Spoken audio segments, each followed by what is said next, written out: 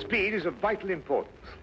And when one is in a hurry, it is sometimes necessary to take a shortcut, which was the case this particular evening. There are men in London who, out of shyness or sourness, have no wish for the company of others. Yet they are not averse to comfortable chairs and the latest reading material. For their convenience, a club was started which forbade its members from taking any notice of each other. If a member talked, it was a black mark against him, and 3 such marks rendered him liable to expulsion. Sherlock Holmes was neither shy nor sour, but he joined the St. Denis Club because he found the atmosphere soothing. True, I'd always been diligent about not disturbing him here, but tonight I had come on a matter of the greatest urgency.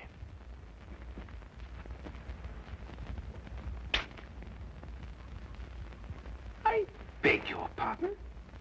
Oh, excuse me. I thought you were Sherlock Holmes. That's not the point. You talked. Well, I only went... You went psst, and that's the same thing. Mr. Grundy. Take this gentleman's name. Your name, sir? Watson. Dr. John Watson. But you made a mistake. I'm not a member of your club. Not a member? How did you get in? Well, I guess... Brandy? You'll accompany me out, sir. I'm here on very urgent business. Our constitution forbids talk of any kind. Follow me, sir. And I'd like you to understand I'm not the sort of man who enters a club like this uninvited if the circumstances happen to be extraordinary. Holmes!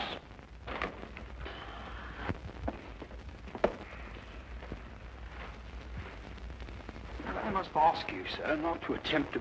I don't believe such an incident has ever occurred before. Well, really? Holmes! I've never been so humiliated in my life. Why didn't you speak up in there? Because it's against the rules of the club, old chap. Oh, hang the club! This desire for privacy can go too far. What if an emergency arose? Yes, and perhaps to prevent that happening again, we'd better move down the hall a bit. Now, you were saying... What if an emergency arose? You can speak up now, Watson. What I'm trying to say is, what if an emergency arose and your presence is urgently requested? Nobody can put a hand on you. And I'm here, my dear chap. You just disproved that. Oh, really? I'm only isolated here from triviality. Well, there's nothing trivial about this. There's a man waiting for you back at the flat, a man by the name of Dubec, Claude Dubec. He's had an experience that make your blood run cold. What sort of an experience, Watson? He watched a man being tortured. Tortured? We'll find a cab outside. Yes. Come along, then.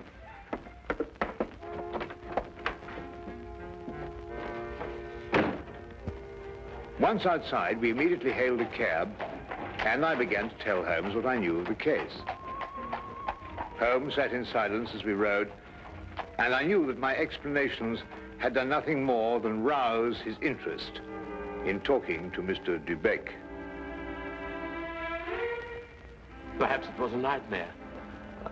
I'm no longer sure. But I saw a man being tortured, starved to death. I was powerless to help. Here, drink this. It'll do you good. Thank you. In it, true Frenchman will tell you that this brandy has to be sipped. Safer, but if you'll excuse me once. Poor devil. Maybe he's still alive.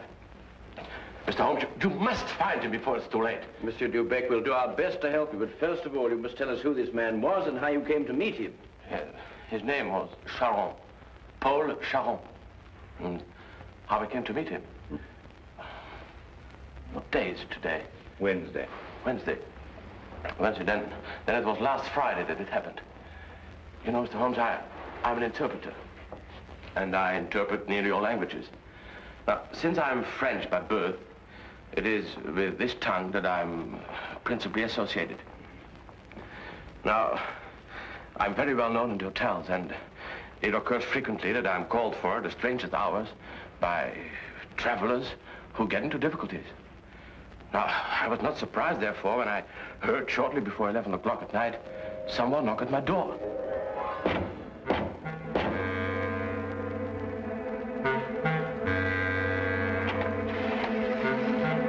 Mr. Dubec? I'm he. My name is Latimer, Harold Latimer. Forgive me for calling at such a late hour, but the man at the hotel said it would be all right. Oh, you need an interpreter? Yes. You do speak French, don't you? No, with the greatest of pleasure. What's your problem? Well, you see, someone from France came to see me on business. As it turned out, he speaks only French. And I, of course, can't even read the label on a bottle of wine. Oh, that's a pity. He's leaving tomorrow, and it's imperative that we settle our business tonight. I realize this is an imposition at this late hour. An interpreter and a doctor are the same in this respect. His hours are whenever he is required. Now, just a moment, I'll get my hat going.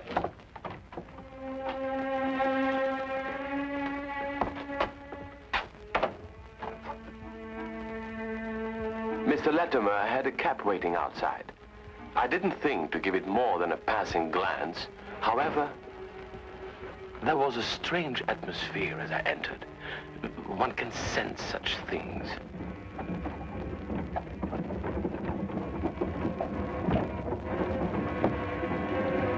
I must ask you not to. I beg your pardon? I prefer the shades drawn, Mr. Dubec. But they cut out the view. That's exactly their purpose. You'll forgive me, but I have no intention of permitting you to see the place to which we are being driven. What's the meaning of this? You shall find out. Soon.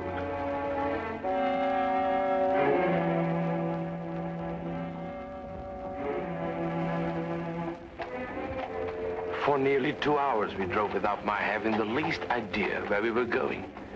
All the time I sat in silence, wondering what on earth could be this man's reason for kidnapping me. Whatever it might be, there was no possible use in my resisting.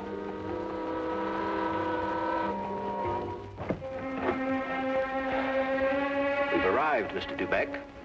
You're aware this is kidnapping, Mr. Latimer? It is somewhat of a liberty, I admit. We'll make it up to you. You may get out.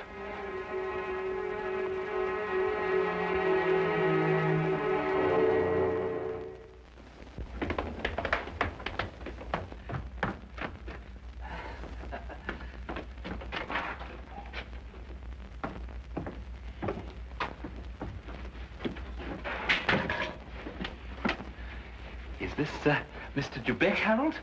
Yes. Well done, well done. No ill feelings, Mr. Dubec, I hope, but we couldn't get on without you. Now, what do you want of me? Only to ask a few questions of a French gentleman, and let us have the answers. If you deal fair with us, you'll not regret it. But if you try any tricks, you'll wish you hadn't been born.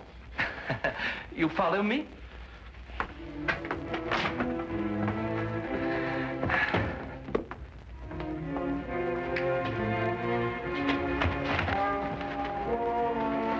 We put him in one of these so as to move him more easily. What have you been doing to this poor man? That is no concern of yours.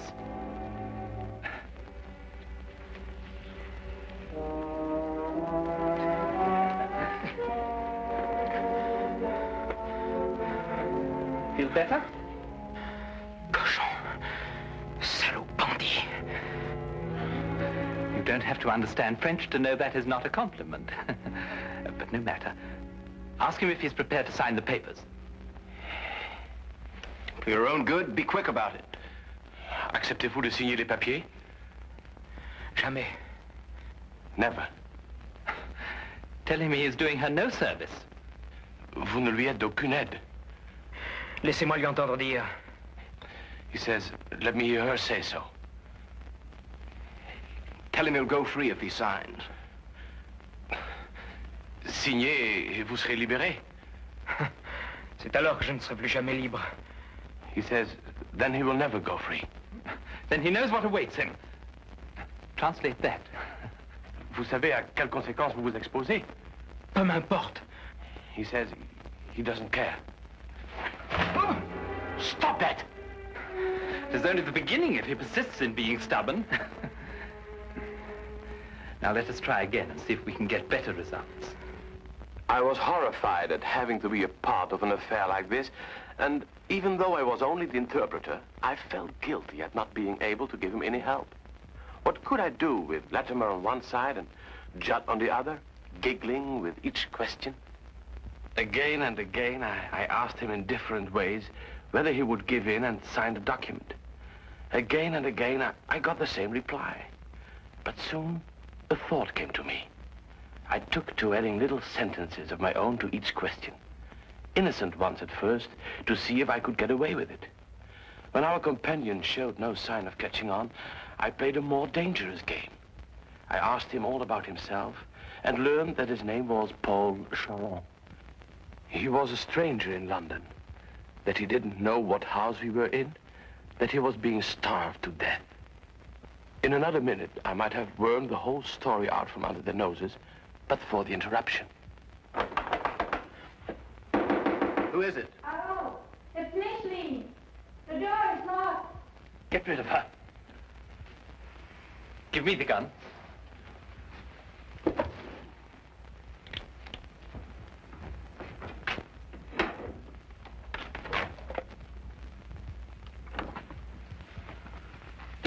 Micheline, dear.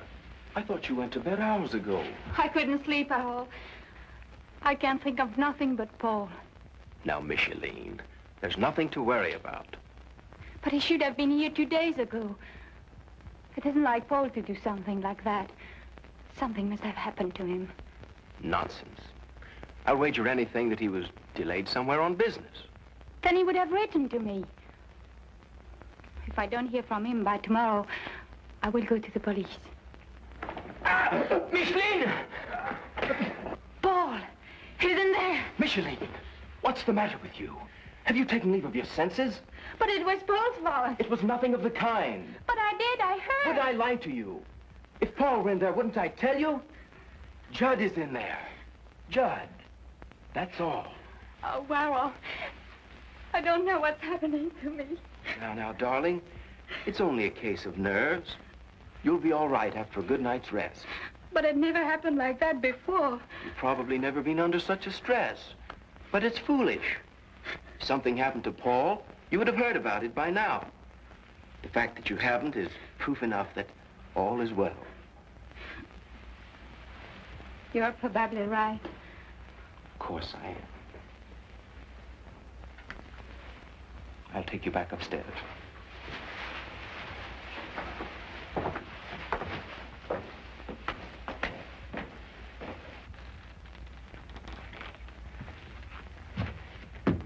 You perceive we have taken you into our confidence over some very private business. Shameful business.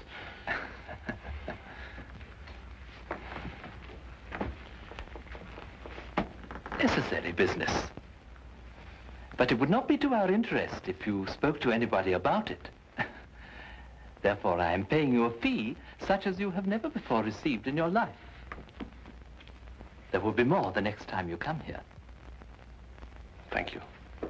However, I don't place all my faith in money. Therefore, I must warn you that if you speak to a single soul about this, we shall know about it. And you will pay for it with your life.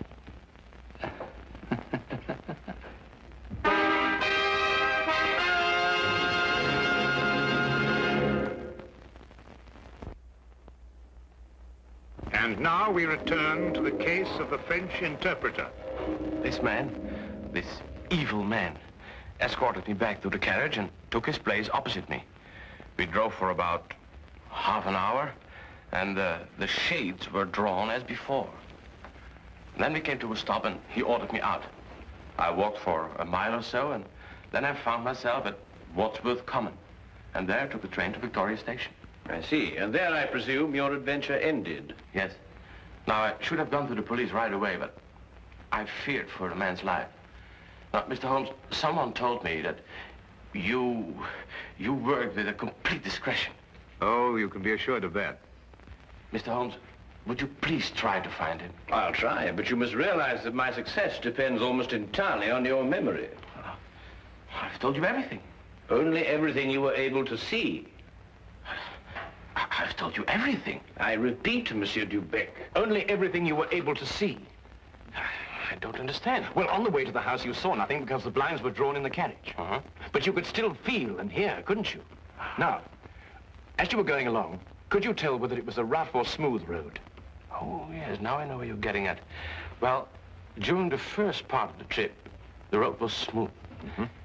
And then we seemed to turn off on a country road. A country road? Yes. Now, when you were going along that part of the road, did you hear anything like cattle or poultry or sheep? Sheep? Yes, that's what I heard. Now, think hard. Was there anything else? Oh, well, now I remember. I remember a horn, a foghorn, something like a coal barge passing by. I see. Now, what part of the journey would that be exactly? Toward the end, I'm certain. Was there anything else that you can remember? No. No. Oh, yes, something about the house. Yes, we left the house, and then we seemed to pass through a huge storage room. Yeah? And under the floor, I heard something like rushing water. Water? Yes, a stream. But it couldn't be, but that's what it seemed like. Thank you, Monsieur Dubec. I think I have all the information I require for the present. Have you already found out where he is? No, but I have all the facts at my disposal, and it's now only a question of time. Oh, please, Mr. Holmes, you don't give my name, because if they ever found out that I've been here... You can depend upon my keeping your confidence, Monsieur Dubec. However, I would urge you still to be on guard. I'll be careful, Mr. Holmes. Good. Thank you. Good night, Mr. Watson. Good night.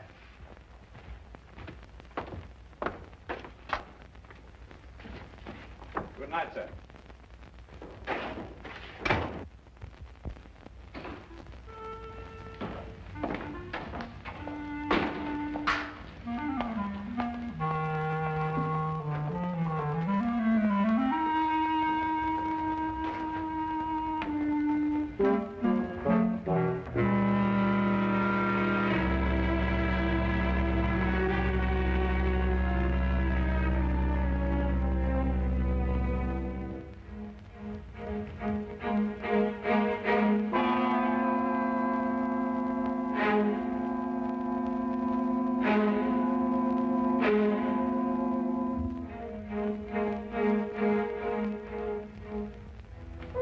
Well, now, Watson, you were listening to what Dubec had to say. Have you any theories? In a vague sort of way, yes. Well, let's hear it then. Well, now, it seemed to me that this young French girl had been carried off by this English chap, Latimer. Oh, but carried off from where? Well, from Paris, I suppose. Well, the young girl could speak English fairly well, but the young man couldn't speak a word of French. Inference, the young girl had been in England some time, but the young man hadn't been in France. Well, then we can presume she came over on a visit to England, and this man, Harold, persuaded her to run away with him. More than likely, Watson. Then this Charon, the prisoner, brother or guardian, decides to come over on a visit from France. He meets Latimer and his associate, and then for some reason decides against signing away the girl's fortune, of which he is presumably the guardian. The men then resort to force. Excellent, Watson. I'm quite certain that you're not far from the truth now. Well, it's only simple logic. Yes, and with simple logic, we'll find the house. It must be here somewhere. And when we finish translating the facts that Dubec has given us, an X will mark the spot. Now, let's see.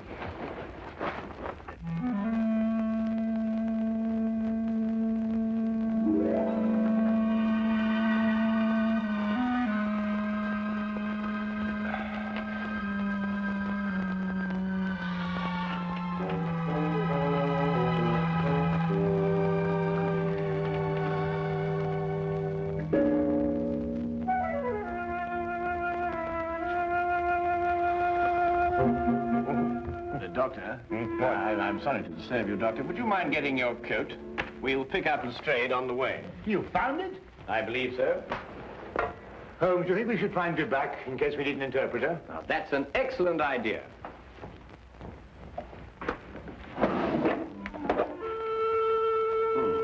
And from what I've heard, I believe these may come in handy. Right.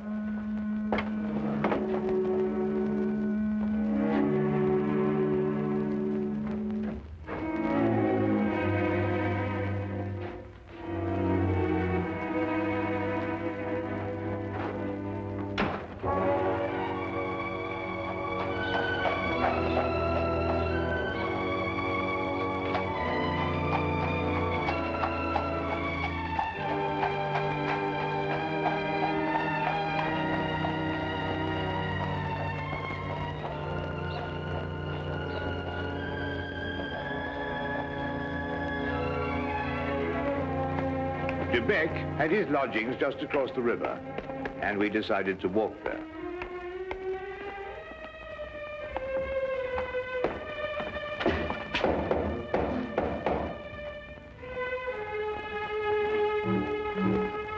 If you're looking for Mr. Dubec, he left about an hour ago. Can you tell us where? Well, I don't know. I only know he drove away with a gentleman in a carriage. Well, did the gentleman leave his name? No, sir. Was he by any chance a rather tall, handsome-looking man? Oh, no, sir. It was a little gentleman with glasses. Did nothing but giggle all the time. Thank you, madam.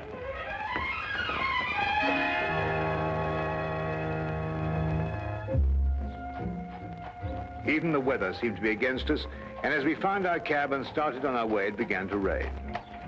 According to Holmes's calculations, we had a considerable way to go, and we had to go fast if we were to be in time.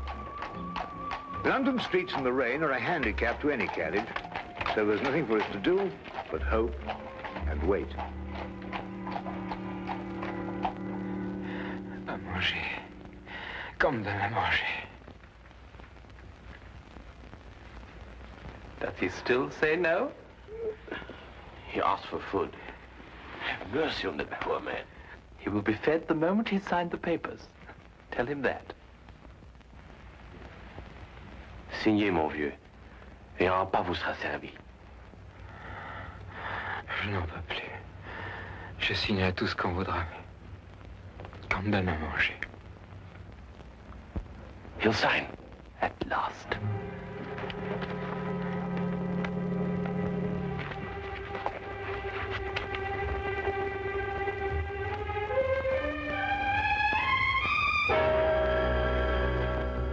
Now feed this man. It would be foolish to spare him, only to have to kill him again. Kill him? And you broke your promise. You spoke to Sherlock Holmes. That's not...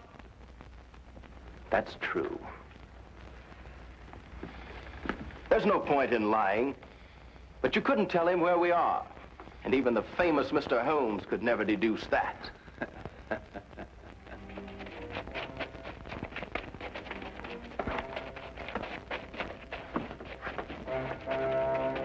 There's some men coming. Quick, open the trap.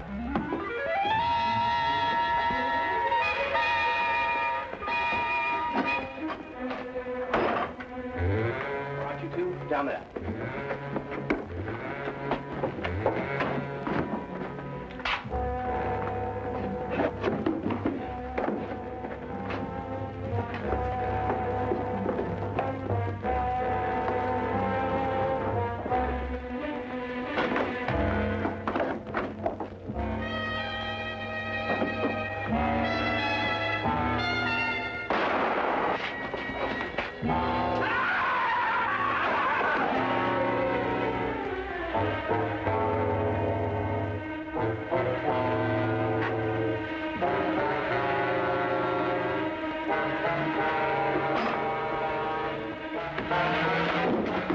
Who are you?